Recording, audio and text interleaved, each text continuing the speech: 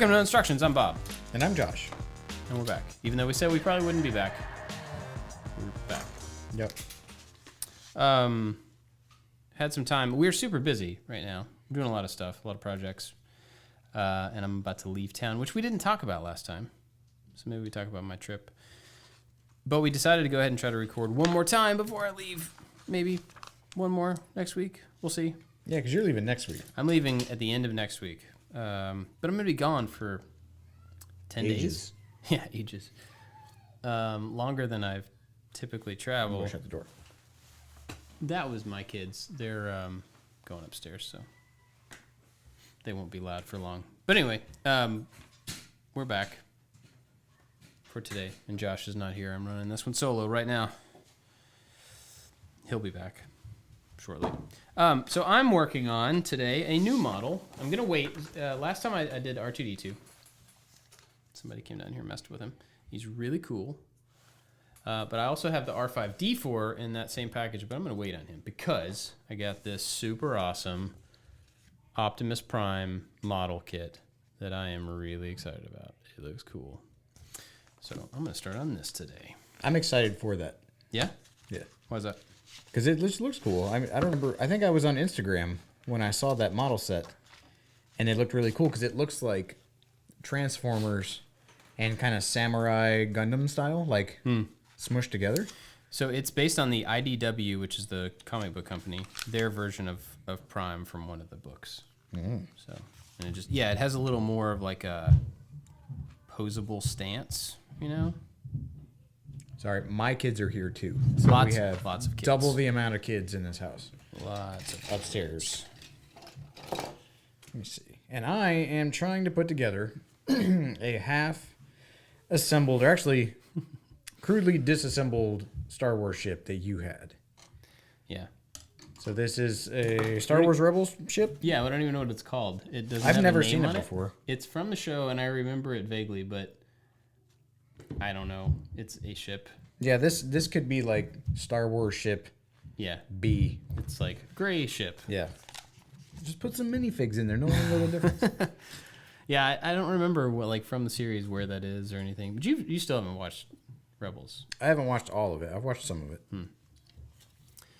Yeah. But, so, I mean, there's big pieces. So this is in clusters and some are in loose pieces. And so I'm going to try to reassemble this based on the chunks that you have. that'll be taken fun. apart. Yeah, because basically I had all these big sets up in my old house. And then when we moved, instead of taking every single piece apart, I broke them down enough to put each one of them in a Ziploc bag so that I could move them with the intention of getting here and one day pulling each bag out and kind of, breaking them all back down to the individual pieces and building them up. But we went to record and you didn't have anything to build, so... So this is kind of like when you get to the end of a set and you're like, oh man, I have these pieces left. I shouldn't have these pieces. And you have to kind of go back and figure out. But imagine if you did that on like the fifth piece that you put together. Yeah, so it'll be interesting to see how far you get. Like just trying to follow it along. Because a lot of it's already built, but... Just a floppy thing. That is a floppy thing. I don't know either. Oh, that's probably one of the wings because there's another floppy thing here. So these are the wing dangles. So today is a special day for nerds everywhere. Endgame comes out today. Yep. Avengers Endgame in, let me see, about 4 hours. I will be watching it in about 4 hours. You'll be watching it In about 7 hours. Yep. Yeah, going to the later show. I decided, so I'm taking the kids. The whole family's going on Sunday. I decided to go tonight by myself so that I can not have to worry about, like, taking somebody to the bathroom or, just the stuff that goes with taking kids to a movie. So I'm going to go see it tonight because I'm selfish, I guess. I don't know. I just want to go see it. I don't think that's being selfish. No, I just wanted to see it uninterrupted and, get a feel for it. But I have heard some pretty amazing things about it. I've stayed spoiler free so far, doing my best there. But I saw a page that said like spoiler free reactions. Like this was on the day that they did the premiere, and so I was really curious, and it was like super duper positive. That's good. Yeah, so I've heard nothing but good things. So I'm excited. So I guess by the time you hear this, you may have already seen Endgame. and you'll be like, And yeah, we can't spoil it duh, for it was them. really good. Yeah. Should we do an Endgame specific episode? Because traditionally on Making Geeks, we usually do those, but I'm not sure if everybody is going to watch it because Donovan, one of our co-hosts on that show, has kind of given up on Marvel movies. Really? Yeah, he's kind of given up. But I think he may be interested in seeing this, and so I don't know how many times I'm going to be able to talk about this movie. But according to the people, I will have plenty of meat to dig on because it's pretty good from what I understand. Yeah. I too have. I don't want to read comments on the video that we launched today because someone else on Twitter said they launched a video and someone spoiled the movie for them in a comment. That's obnoxious. That's rude. So Yeah. rude. Yeah, I've been hesitant today, but it's just part of what I got to do.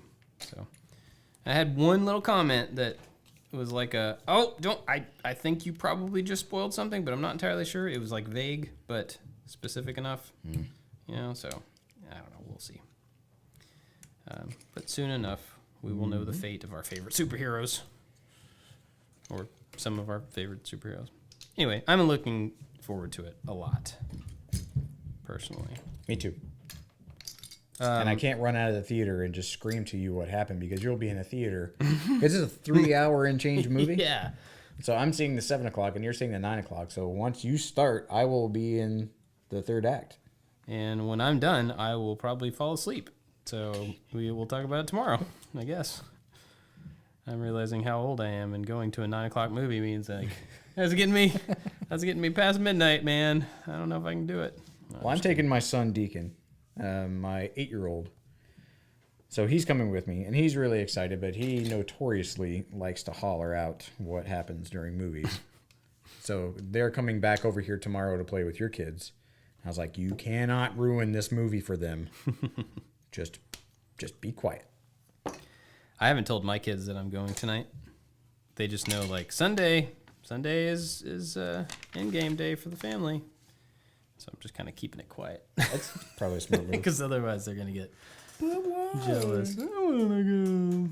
And Deke's going to show up like, hey, man, did you see that one part? That was pretty good. Yeah, that part where Charlie Brown showed up. And well, what else is going on? My wife is out of town, so it's just me and the kids this weekend. Do you look forward to that? I mean, I know there's like good and bad to it. You know, it's hard and it's easy at the same time in different ways. But like, what are your feelings on that when you've got them all to yourself? Or what's different about it for you? It's different for me. What's different? Well, I mean, my wife does a majority of the stuff in the house. She's their homeschool teacher. She's their constant caregiver, and then I'm over here working. So like the little nuanced things, or the things that bother me, I'm like, oh, I'll make you lunch because you're kids and you guys like this. And then I go through the motions and they're like, I don't like that. Or I've never liked that. Or I don't like this. Or I'm like, since when? It's the little stuff that she just knows about. Oh, right. She has ironed over that conflict long ago to whenever it's just me and the kids. I'm not so privy on the little tiny things that she has perfected. So that stuff is kind of, it's not irritating. I guess it's like it's disheartening. I'm like, I'm sorry. I'm not good at this. And you guys have to have a little grace because daddy kind of sucks at being just daddy. But it's funny because my wife like gives me the brief before she leaves about things like, oh, you got to go at this time. You got to do this. Like today, my 2 younger kids are at a thing like they do Mother's Morning Out where my wife and my older son go out. So they were there. She's like, but I'm leaving at 11. You have to be there at 12 to pick them up. If you're late, if you're not there at 12, then you have to pay an extra amount of money because you're not there at 12. And I'm like, lady, tell me I have to be somewhere at 12, and I will be at that place at 12. Right. And so I'm a very astute, and I'm a very punctual person. Tell me exactly what I need to know, and please don't clutter it. Don't tell me all the stuff I don't need to know. Yeah. Like, you don't have to worry about these things. Oh, great. Don't tell me about the things I don't have to worry about. I'm with you. Yep. Like, are there hard dates and hard times that I have to meet? Yes or no? And if not, then just let me figure it out because I'm a responsible adult and I'm their father. I don't know that this one likes crunchy and this one likes creamy on any given day of the week, but I know how to take care for them. And then that's not that stuff is a moving target anyway. True. And that's not being derogatory to my wife, but I mean, she has to think of so many things that she is dialed into all of them. Mm-hmm. And I'm like, that stuff is great, but it may not be absolutely necessary for them to live. And that is really my goal, to make sure that they all survive until mommy gets back. And that we have a good time. Yeah. And the things that she worries about, whenever they're just with me, they act differently than when they're just with her or when they're with us together. Yeah. And so if, like tonight, I'm like, well, I'll just take everybody out to dinner. And she's like, oh, man, that might not be a good idea because at such and such o'clock, this one's going to be mean because they're not eating, or this one needs a this. I'm like, yo, it'll be okay. Mm-hmm. And then when it's just the four of us, they behave a certain way. And they can be okay with things that they would not be okay with just mommy. And isn't that interesting? I mean, I dropped something. Sorry. It's maniacal is what it is. I dropped a piece and it disappeared into my leg. That's fun. Keep going. I'm not going to look that hard. No, thank you. Where is it? What is that thing? You've got random things down here in the basement. Oh, it's the same color as the carpet. All right, I got it. Sorry. Proceed. But yeah, I'm looking forward to spending time with them because they're fun and they're little creatures and they're my little creatures. But I also think it's really funny how non-inept I am, but how still intimidated it can be. With the task of like, okay, now all of them are right there. We can't divide and conquer as a couple. And so sometimes it's overwhelming because everybody is shouting all at one time about some silly thing I don't understand, or it's parent stuff. But I look forward to having that time with just us. But I find it's easier when it's just me and them. Mm-hmm. And I have like, mommy's gone. Mommy is away. She'll be back on Saturday. So let's move on. Because they'll get past to like, but I miss mommy and I want mommy to be here. Just like they do and just like I do. Yeah. But once that is kind of, ironed out, then we have a good time. Hopefully. We shall see. Yeah. Yeah, I mean, I've found over the years that I have a lot more patience when I'm on my own, which seems kind of counterintuitive. Like, it seems like we're teamed up. Mm-hmm. We can split the load. But, man, like... That's a very good point. If they give her a hard time, it drives me crazy. Right. And if I'm on my own, like, I just feel like I can manage it better. Like, their negative response to stuff. I feel like I don't take it as personally, and I don't know. I just feel like I'm more patient. That's a very astute point. Because I feel like they're being mean to my wife, or they're causing my wife stress, which then I reciprocate her stress level. Yeah. And when they're with me, I'm like, the things that she finds irritating or overwhelming, like I may not just find, not because I'm some super dad, just because I approach the situation differently. Right. But whenever they are irritating her or being like disrespectful or whatever, like that makes me angry. Yeah. And so it adds a whole nother stress level when they're mean to her. Or just being a kid around her. They don't know that they're necessarily being mean. Right. They're just reacting the way that they do, and I disagree with it. But yeah, that's interesting that you mentioned that. Yeah, I've seen that in myself a lot, and I don't like it. I mean, I like the fact that I can handle them on my own just fine, and I think that's one of the things about like the modern perception of a father is that like they're incapable of taking care of their own children without their wife. Mm-hmm. I think that's bogus and just bad in a lot of ways. But I'm glad that I have a good time with them. I'm glad that I have more patience with them when it's more necessary, But I wish that I had that same patience all the time. I wish I didn't become less patient when my wife is around. And I don't know that I would like to be valiant and say it's for her sake, but I don't know if it is. It may just be that I just look at the situation differently, Yeah. I'm not really sure, but the vibe is definitely a little bit different when it's me and them. I mean, just like you were saying, when it's me and them versus us and them. And she does spend a lot more time with them alone throughout the week, taking them places and making sure they get to all their practices and this and that. So maybe it's just me being alone with them is a different enough vibe for everybody involved that Just the variables are different. That's a good point. You know, maybe it may be me being more patient. It may be them being better. I don't know. So where are you going? You talked about being gone. Oh yeah, I'm going to Italy. Well, so Maker Central is coming up. This is some weird looking pieces here. A20. Whoa there, Chief. Maker Central's coming up in Birmingham, the UK.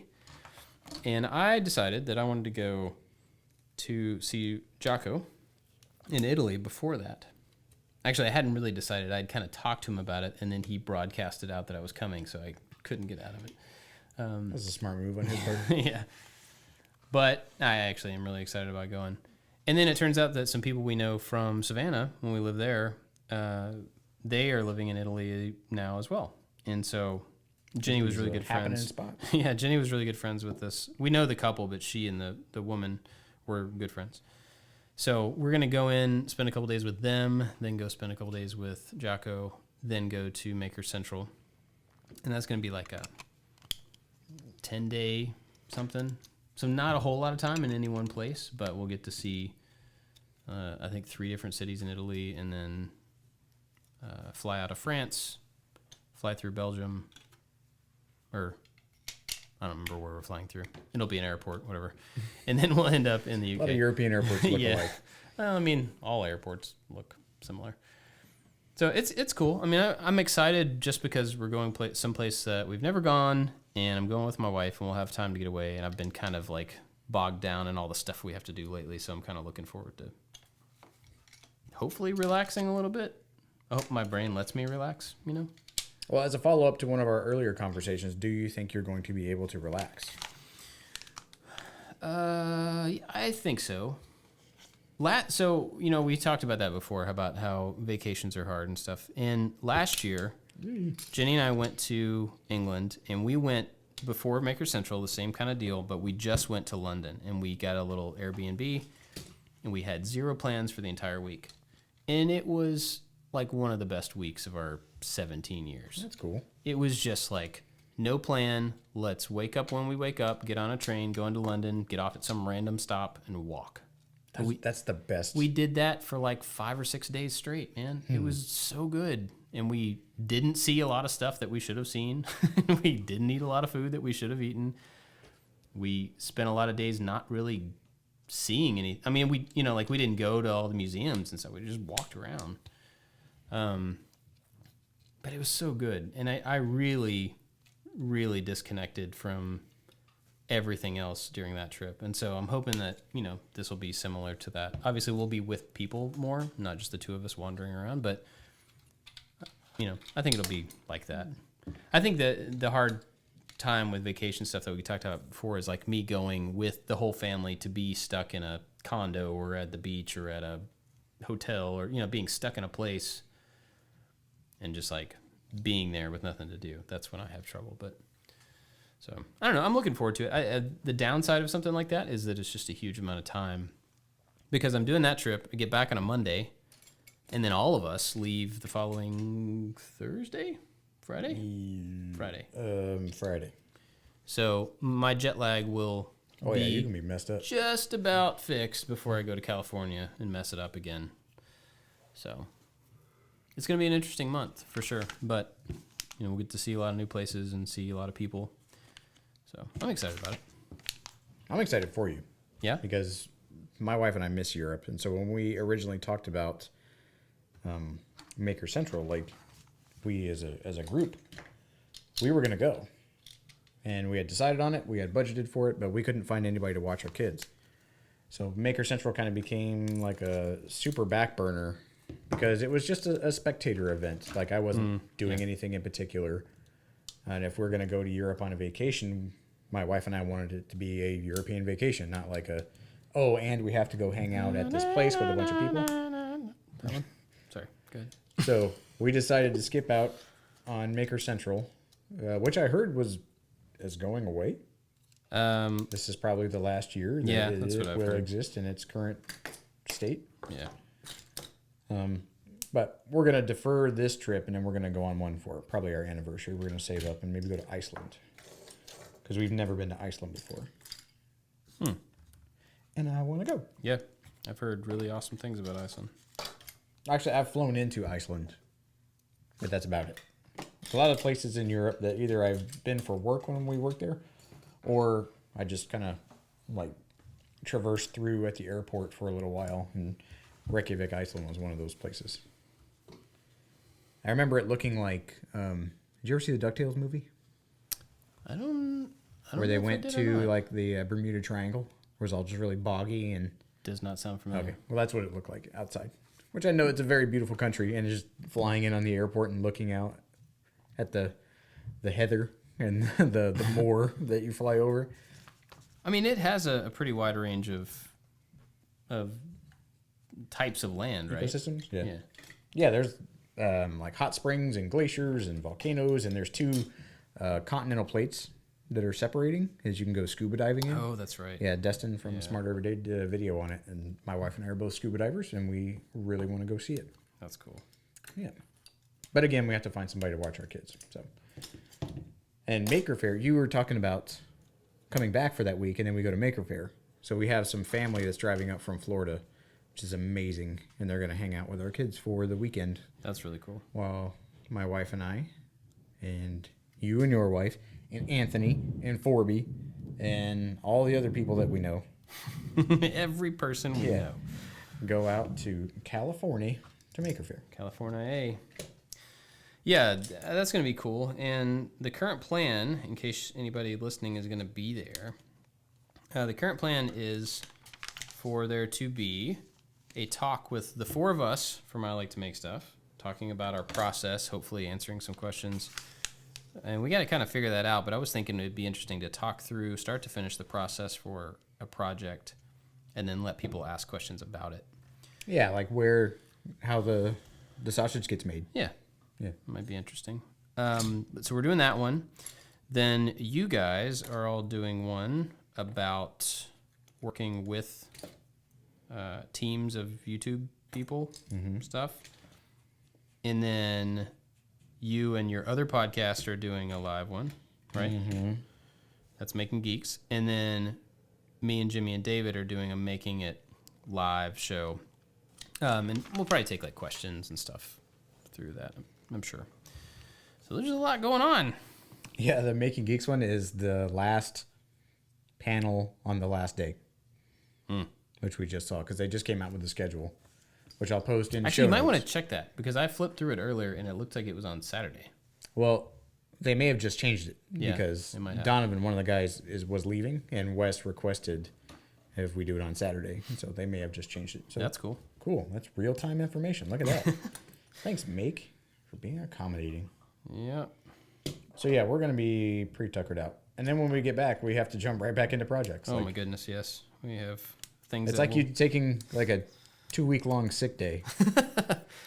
It's not actually relaxing. You just got to get back to it. You're like, oh man, that was good, and then work never stopped. Yeah. It's weird, man. I've been thinking, and you and I've talked about this offline a little bit, but just like the amount of work to be done, and between that and the social media kind of expectation that goes with this job, it's Grueling? it's grueling. I'm not sure how I feel about it. Like, I don't like, well, I'm not sure how to say this fairly. I don't like the social media expectation, and I actively fight against that. Whereas I see other people, like you have to be present, and so that your content gets noticed, you have to be present. So you have to be always posting. Stay relevant. Be on top of people's mind. And I'm like, I don't want to share every little thing that I do with people because I don't think it's that important for anybody outside of me. So it's like really hard to like get myself to be like, this little thing you're doing is share worthy, because it's not. And the only reason I would do that is to like stay top of mind, and that's just, I don't know. So I have a problem with that. And it's exhausting. That pace. Oh yeah. Because we just did a project. We just wrapped a project in my house, and it was completely different for me because everything that we've done here working together has been here at your house, and it's just been continuous. Doing something at my house was different and it was neat. And then we were done. And I'm like, yay, like I get to enjoy this thing. And then the minute that we finished with beauty shots and stuff, it was like, all right, well, we got to go to the house and finish all that other stuff that we were doing. And I have maybe used that project once. And that feeling I had of like, oh, well, like, I wonder how you had to deal with that. Like with all of the stuff that you've made to either improve your house and all of the work that it took to get there, the long nights and the sweat and the timelines and then the editing and the putting out the video, like they're all pieces of content, yes, but you get to live among your pieces of content. Do they still have that same importance or some of the... It kind of depends. Like there's a few things that are really present that, like our bathroom, that was a huge amount of work. Took a long time. But pretty much every day that I walk into that bathroom, I look at it, I'm like, dang, this bathroom looks nice. Like, that wouldn't have happened in any other situation other than having that be a piece of content that was sponsored and whatever. So, I mean, that, and then, like, when I did the herringbone floor, that was something I put off for a year. Yeah. And then when I finally broke down and decided to do it, it didn't take as long as I thought it was going to take, and it wasn't as hard as I thought it was going to be. And every time I walk through that room, that entryway, I glanced down at that floor, and I'm like, man, that turned out, like, I'm proud of that, you know? Yeah. It was like a good piece of work. And so there's some of those that are like that. Not all of them. I mean, a lot of things I walk past, or a lot of things I make with the intention of using, and then I just never touch them again. You Like know? what? Like, there's a canoe paddle over there. Oh, which yeah. I'm pretty proud of. Like, I think it turned out really nicely, but I used it for those shots for the video, and I've never touched it again. It's just a thing that's kind of in the way. So, Well, I it's like kind of a mix, the you know? project at my house this past week. Like when I used to do customer stuff, I would get really excited about being able to solve a problem in someone's life. The kind of collaborative effort that it took to be able to get it just right, and then it just going away. Yeah. And part of me was okay with that because some of them were frustrating enough where it's like, okay, that thing can just kind of be gone and Can be be on done to the with next thing. But there's a few that I'm like, man, that thing was awesome. And I think about it and I kind of wish that it was around. I'm like, I wonder if that's how Bob feels, but those things are still around. And which ones are like things that just kind of exist, like in a room full of like cool items. Like there's the blaster, like a Nerf blaster that you made is like hanging out right there. It's cool. But I mean, you may not use it every day like the bathroom that you're saying. Yeah, I think it's because the projects that I've done over the history of this thing have been a combination of like solving a problem, and then some things just like an experiment that I want to do. I want to learn, like that one. I just wanted to learn how to paint a gun to make it a toy gun to make it look like it was made out of metal. I don't really need that. I'm not planning on using it, but it was, you know, it was an example. It was an exercise for me to do a thing. So. And with decorating the office downstairs, I found some things that I did that were that exact same thing. Like when I first got my X card, or my 3D printer, anything new that I get, I dive into it and I try to make something with that machine every single day for a certain period of time until I feel like I've got a really good handle on it. So I don't want a thing just to sit there because I mean I have to spend money on it, and so I want to get use out of it. And I found this Nintendo cartridge that I made. Do you remember me showing you that back in the day? Yeah. Because I made one. I made a graphic for I Like to Make Stuff. This is back when I was just a fan of what you were doing. That. Yeah, I didn't print it out. But I made one, and I made like a PI Workshop little NES graphic to go on the front. Ironically, the one I made for I Like to Make Stuff, I'm thinking back, was The Legend of Zelda, a game that you've never played. And I think I made one for Wes at Geeksmithing, my good friend, and his was Final Fantasy. But it was like geeksmithing stuff in it. It was really cool. Nice. But I found that cartridge just in like a box of just random stuff. I was like, oh yeah, this thing was neat. And this thing I showed off on social media, and it got put in a box. And that wasn't like a project in itself or anything that happened to make my life better or my home situation better. It was an exercise. Yeah. And I think like, you know, especially with content creation, it is hard, even for me, being in the middle of it, much less somebody from the outside, to remember that, like, the product is the video. The product is the content. And so it's, you know, like, from somebody else, they'd be like, yeah, the product is the ping pong table. Not really. That was the subject. And those are not the same thing. I mean, ping pong tables are a great example. I love ping pong. I think I'm pretty good at ping pong. You are but pretty like good. we don't play this because it has junk on it, and we do this podcast on it, and you know, I mean, it's not serving the purpose that it was made for, and so it just doesn't get the attention it should get for what it was made to be. Whoa, what are you doing? My instructions over there. Just sticky. But that just kind of happens, and I think, you know, part of that is we have to move so fast and make so many things that it's hard to be precious about the things, you know. And I've just kind of settled into that. So it's interesting to hear that that's not something that you, you know, you're having to think through that, I guess. Well, I mean, like we made our bed. I made a queen size bed out of a sheet of plywood. It was in one of the Casper ads, and that's one of those things that I use every day. To now, it's become just it's such a functional fixture in our life that it's just my bed. I don't relish in the bed because I've made a couple before, and our dining room table is the same thing. Like I made a giant walnut dining room table, and that was probably the 4th table that I've ever made. And so the first one that I made, I sold, and that was one of those things. Like, man, I really wish I could have kept that table. But then I made another one that was a little bit better, and then another one that was better, and so on and so on. And so they've been iterations of things. So the project that we made in our house was something that I've been wanting to do for a long time. And I think the pride in actually having it and then validation that the plan that we made worked, like all of those things add up to my excitement for that project, not just the fact that the project is there. Right. So I guess that could follow along with that content model that you're talking about, that people may not understand that there's this blaster that I'm looking at, for instance, like, how could you just let that sit there? It's like, well, that thing has value in a lot of different ways that are very personal that may not compute to everyone. Right. Like, you have learned something from that, or I learned something from my first table, or whatever it happens to be, that it's not that everything else that comes after that is, expendable or can just be set aside and ignored, but it has its place in the joy of me, like in my story. Right. Like the RV. I still get comments about the RV every day on my YouTube channel.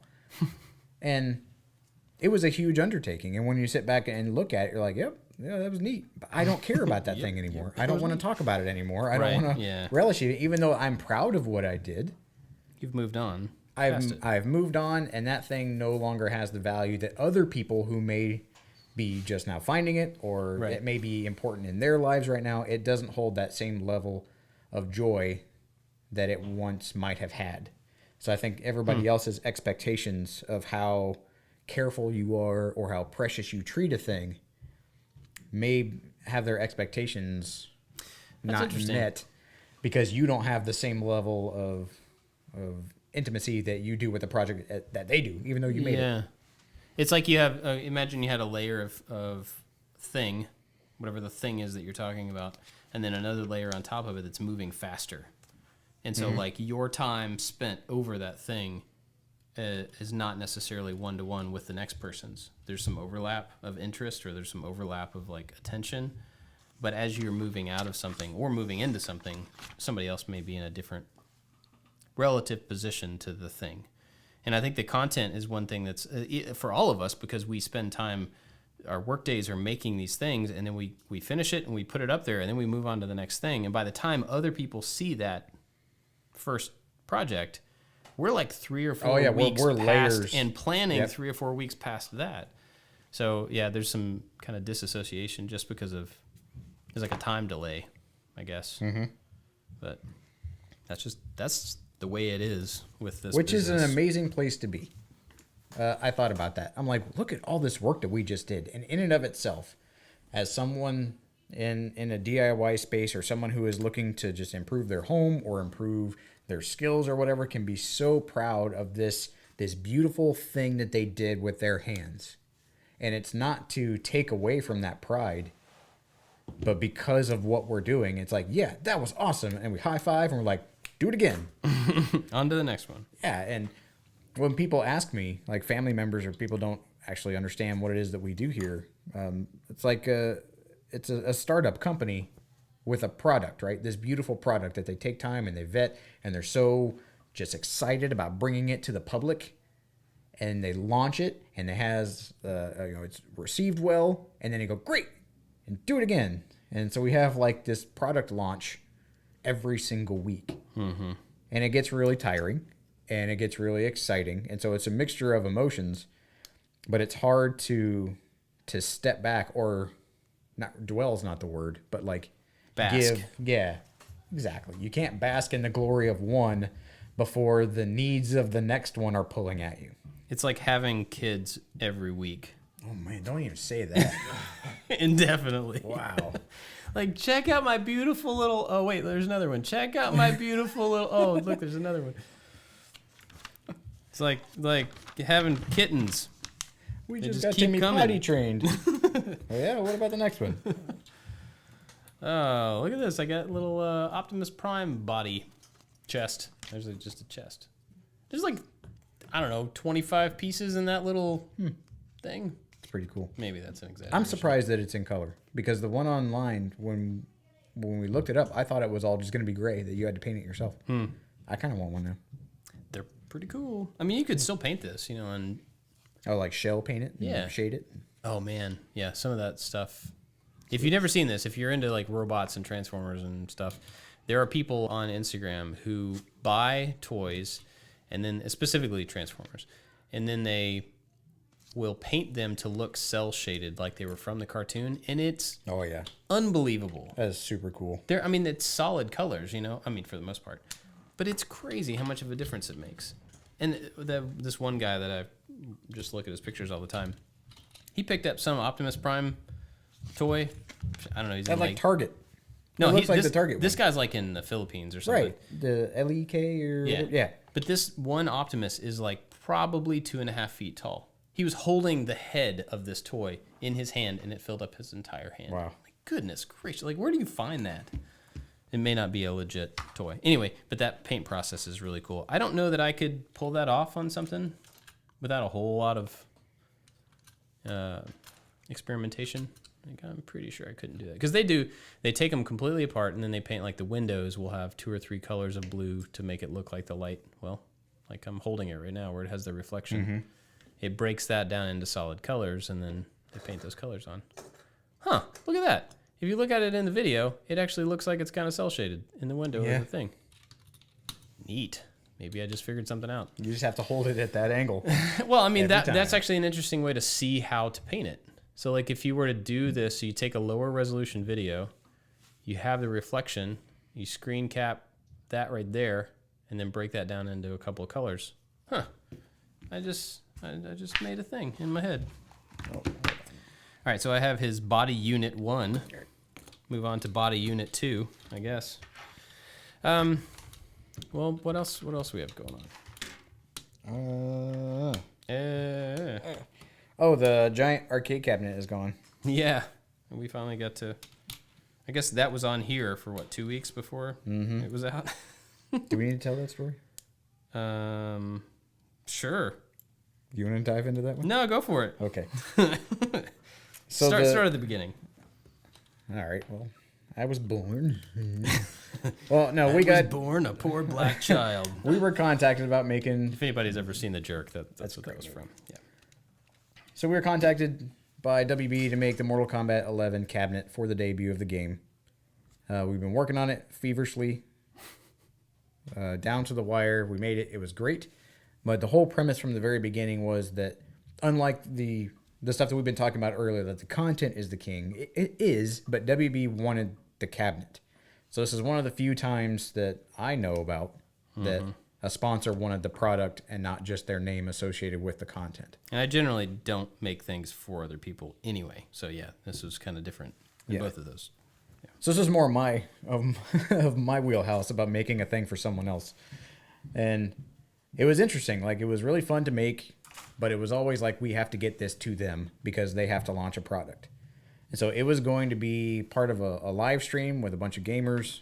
The idea was it was going to fit in an arcade amongst other retro games, and they would be there playing it. Which didn't actually happen. It didn't. Huh. I didn't even think about that. No. But then they admitted at the time we were on the call that they didn't know where that was going to be. Right. Because they hadn't nailed down an arcade. But anyway, so the thing that we made, this gigantic 6-foot tall arcade cabinet, had to be shipped from here to... I got to open a bag. Don't really know where. We thought Originally Los Angeles. LA, yeah, it was the But I guess it ended up in Austin, we think? yeah, with Rooster Teeth. And who is Rooster Teeth? Rooster Teeth is a YouTube channel with it's a company and they do a bunch of different things. So Gavin from Slow Mo Guys, he works there. Oh, really? Yeah. Interesting. Yep. But we were curious the entire time, like, how is this going to go? Like, are we going to load it up on top of the Land Cruiser and just drive it? Or, I mean, this cabinet belongs to WB now, so is someone going to come pick it up? I mean, how is it going to make it? Is it going to be durable enough to survive the trip? Is someone going to package it? One of the original ideas was that we make it to where you could take it apart into smaller pieces for shipping, and we ended up abandoning that. But that was the hook in the video, so that people could take the cabinet apart. Yeah. And it was also just going to be kind of dual function. Like, that's how we'll introduce another arcade cabinet for the viewer having value in it, not just like we're making another thing again. Yeah. And then if we needed to, we could break it apart. And so we don't know, but there was a miscommunication somehow. And the day that the truck was supposed to show up to pick it up, it was a guy showed up like 2 hours early. Mm-hmm. With no hand truck, like with no ability to load a piece of cargo onto a cargo truck, and no one to package it. It was just sitting. It was sitting right here behind us. And I said very clearly, leading up to this, like, we are not equipped and not skillful enough to package this thing, to crate this big thing, because I wanted it crated. So, to guarantee that it will get where it needs to be in one piece. And so we were assured, like, yep, people are going to take care of that. It's not a big deal. Yep. And then it just kind of sat here, and then sat here again, and sat here for another week. And it was like, you were about to record making it, and you called me, and were like, hey, they're here right now. And showed up, and you and I grabbed as many pieces of cardboard or... And the poor guy, like, delivery guy was like, it's not my problem. Yeah, he just, like, sat in the corner. He was like, It's his job to drive a truck. Yeah. And hopefully carefully ratchet it to the wall of his truck, which I kind of... Well, I did with him. You did for him. He pulled the ratchet. But yeah, so you and I just grabbed as many things as we could to try to mitigate ultimate disaster. Like ultimate disaster. That was level 2. Yeah. So yeah, it was just a bunch of craziness, and we were we were feverishly trying to package this thing because, again, we're not professionals. All we can do is look at it and go like, well, that piece will be touching metal, or that piece will be ratcheted, or this piece has a screen, or this is a whatever. And so we tried to just package it with as much crap as we could, wrapped it up in plastic wrap on top of moving blankets that luckily you had. You had a lot of them. And they we were used just all of from them. when I moved. I was like, well, I'll keep these. I'll probably use these someday. And you did. I did. I felt after that whole thing. I mean, and anybody, I guess, who's made a thing and they ship it off to somebody else feels this, but I felt super uneasy. I'm not sure how much I let on for that, but I felt really uneasy about that whole shipping process. I could tell that you were frustrated. But in the Army, I mean, I was in a cargo helicopter, so we took other people's stuff, and people would just like, oh, this needs to get to place X, and then they would leave it with me, and they had a lot of trust in the fact that I would make sure that whatever it was that they had would arrive at its destination in one piece. And so I tried to go back to that mindset, like, well, where's the cargo strap going to go? How is it going to be placed? Are you going over, what kind of truck do you have? And so while we were doing it, everything that we were doing was in line with that concept. I mean, yeah, it may not have been as pretty as a packing company would have made it. It may not have had as many layers as they would have been hired to apply. But yeah, I think with the amount of time that we were given, in the situation that we were given, we did our absolute best. And it got there. I mean, it worked. It seemed undamaged. Yeah. I never heard anything from them that there were any problems, and the Rooster Teeth people played it on a live stream, so I guess all's good. Yeah. But that was particularly strange. Yeah. Because usually when we're done with the thing, they want the video. And so the thing can either just sit in the corner like your arcade cabinet now, or go over there with the blaster, or really just end up wherever. It's less important about the tangible item as it is about the video and reaching an audience. And so when it got packed up, like, that was another risk. Like, they want the thing, so it needs to be treated well, and we're not sure if we're treating it well enough. Right.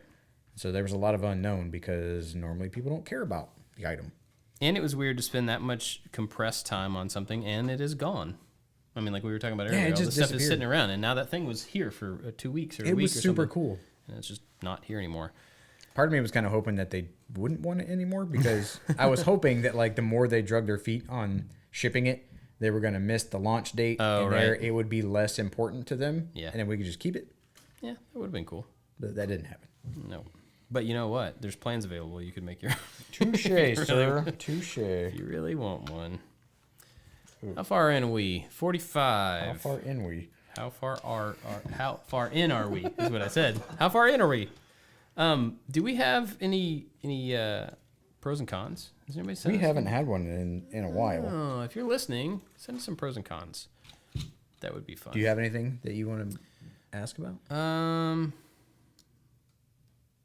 Nazis. Let's talk about Nazis for a minute. Okay.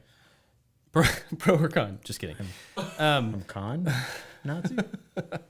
Have you ever watched Man in the High Castle? I've seen a few episodes. Yes. Okay.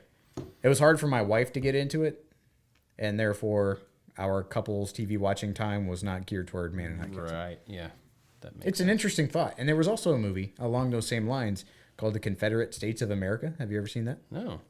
I think I saw it on Netflix, and it is a movie that proposes what the current state of the world would be like if the Confederacy had won the Civil War.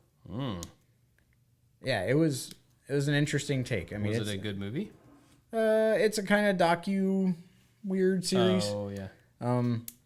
It has little commercials, so like it's a documentary that you're watching as a documentary, not as an actual movie.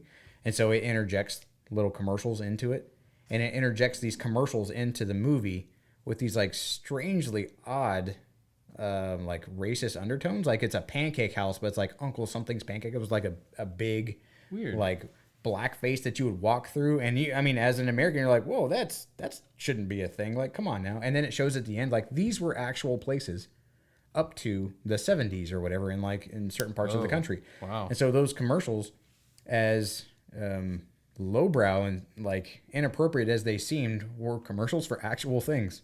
It talked about like Aunt Jemima's syrup and stuff and it talked about the expansion of bigotry and racism into like the South American nations and into Central America, about how the U.S. would likely try to colonize a lot of those places for sugarcane development and a lot of stuff that, and then it supposed what would happen during World War II if the Confederacy would have won, if they would have sided with the Germans, and it took a lot of leaps, but it was an interesting take on like how not only culture in the U.S. would have been different, but how it would have affected history from then on out. So it was a very interesting movie.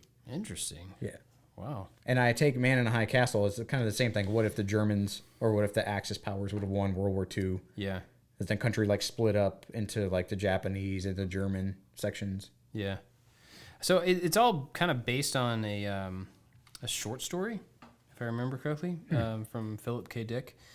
And I've never read that story. I'd like to, because I'd love to know how much of it went into the first season, because obviously there's like 3 seasons now. And so they've gone far past the short story. But they kind of took, I don't want to spoil anything, they took the show in a direction I didn't really expect, or they focus very heavily now in the 3rd season on a part of it that I didn't expect. And so it's maybe a little bit less, it's weird. It is about what you were talking about, like what the world would be like if, but it's not, I don't want to spoil anything. It is a good show. There's a lot of characters and a lot of mumbly, angry people. And so it's kind of hard to hear what's happening sometimes. And you're like, there's all these German names for all their different ranks, or Open Hypensmurber. I don't know. Like I can't remember them because they're so complex and long. But it's really interesting. We watched the first season a long time ago. And recently we were like, oh yeah, we should go back to that. And we watched the second one, and now we're about halfway through the third one. And we burned through all of our comedies Oh yeah. pretty quickly. And then we're like, we fall back to like, well, there's 2 seasons of this show. We should just watch those every night for a week or so. And it's kind of like getting to me, you know? The weightiness of the dramas that you're watching? It's like so heavy and just... I don't know any Nazis. I've never known any Nazis. So I don't really know how true these projections of what it could be like, you know, I don't know how close it is. But I assume they're pretty close. Despicable. Oh, yeah. Just the way that everything is handled by these fictional people in this TV show just burns me up inside. Just makes me so queasy and just ugh. And I think it's getting to me like outside of the watching the show. I had a dream. This is like a few weeks ago when we were watching it. I had a dream, and it had some of the characters, like the Nazi characters in it, being mean and I don't even remember what was happening, but I remember noticing them and waking up and being like, "Oh no, the Nazis are in my dream." But it's rough, man. It's got some stuff in it that's just, you know, it definitely paints the picture for how evil certain people are, and how controlling a regime like that would be if it had almost unlimited power behind it. But man, yeah, it's kind of rough. So I'm not sure, like, I would recommend it as a show because it's a good show. It's a cool story. And there is some hope buried in it. You know, it's not all like, it's partially about the people fighting back against that stuff. Because it's about like an underground movement against those things from what I saw. Yeah, so it's not all negative or anything. There's definitely like a rebellion of hope kind of built into it. But it's still heavy. And that kind of goes like with stuff like The Punisher. I watched about half of the first season of The Punisher and had to take a break because it was just like, man, this is like emotionally and it just brutal physically and just emotionally like so negative and so like, I don't know, it was hard. So, and it was, you know, a lot of experiences that I've never had in life, so I couldn't relate to a degree, but that's one of those shows that I've heard things. I've heard you speak about it, and I've heard someone else speak about it, and I don't know. Punisher has always been one of those characters that it's kind of like the Boondock Saints thing. Like, I'm going to be evil. I'm going to be a necessary evil, which part of me doesn't really get. Like, I'm going to do the things that people are uncomfortable with doing. I'm going to be the bad guy who hurts the bad guys kind of thing. Like, I don't know. That never really struck with me. And the character in Daredevil, like, I got the character in Daredevil, but I liked him on Daredevil. So for him to have his own spinoff I've watched a few of them, and Daredevil in the comics was always one of those characters that I was comfortable not knowing a backstory. He was just kind of mysterious enough to be interesting. And so I'm okay with that fog of understanding. For Daredevil or for Punisher? For Punisher, I'm sorry. I see. Yeah. Gotcha. So it's never been a huge draw. Even though, like, I was in the military, and he was too, and he had bad experiences from what I gather. But I've never been all that excited about watching that movie. Yeah. I can't really pin down exactly why. That's another one that I don't think I would recommend to someone. It was really good and had a pretty good conclusion, like a good way to wrap up. I mean, he was all about, in that show at least, I didn't read the comics, but he was all about just revenge. It wasn't like, I'm going to be the good guy or bad guy so you don't have to. It was like, I'm going to kill everybody who's ever done anything to me. Just straight up. So, I mean, I see him, at least from that show, as just a bad guy. Well, he's a damaged guy. I'll say it that way. Yeah. He's so damaged that revenge is the only thing he knows a way to try to fix himself. And that's very different than, you know, like the Man in the High Castle. These Nazis are just like looking to purify the world of things they think are impure. And it's tough. Tough. But a really good show at the same time. So it's kind of... We've been watching New Girl again. Oh, yeah? It's one of those things that we default back to because it's silly. It's so good. Yeah. It's an excellent show. I need more comedies. Because we every time there's a new Brooklyn Nine-Nine or Goldberg's, we watch it as soon as it's out. And then those are like the two that we keep up with right away.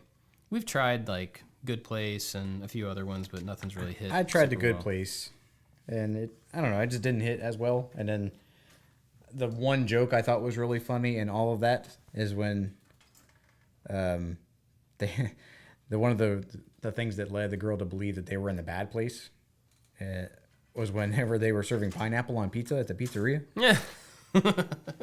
Which I thought was really funny. That is funny. And I'm like, oh, okay. And then it got really convoluted. So it didn't hold my attention as well. Well, we need more comedies. If anybody... I read somewhere that Netflix was going to get rid of The Office and Friends again.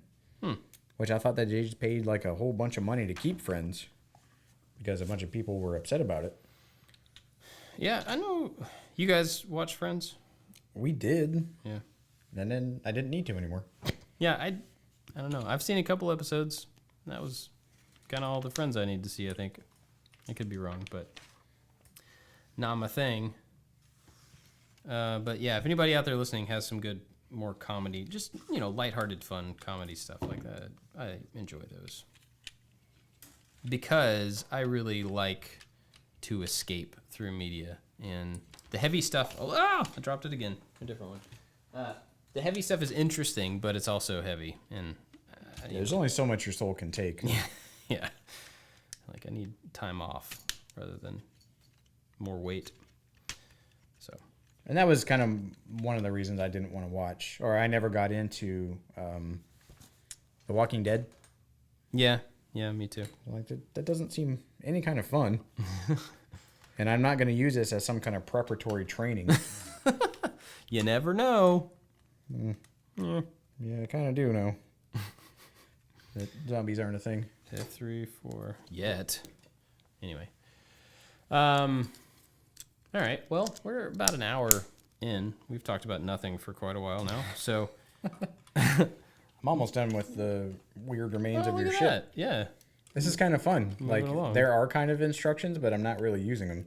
I'm just kind of finding a piece that I think goes somewhere. Or you're looking at the instructions, but it's like start with this one tiny piece, but that has no relevancy because these are in gigantic blobs. Oh, yeah. So you just kind of skip ahead, and somewhere in there you're missing one. So it's just kind of fun. So like I just put this one piece on, and I can skip like 6 pages. I think. That's you think. We'll find out. Yeah. All right. Well, where can people find you? You can find me on Instagram at the PI Workshop or on Twitter at Josh Makes Stuff. And you can find me and all of us at I Like to Make Stuff on all the stuff. And if you want to help out this show and help us make it a priority, which, it's hard to make a priority because we have a lot of other stuff to do.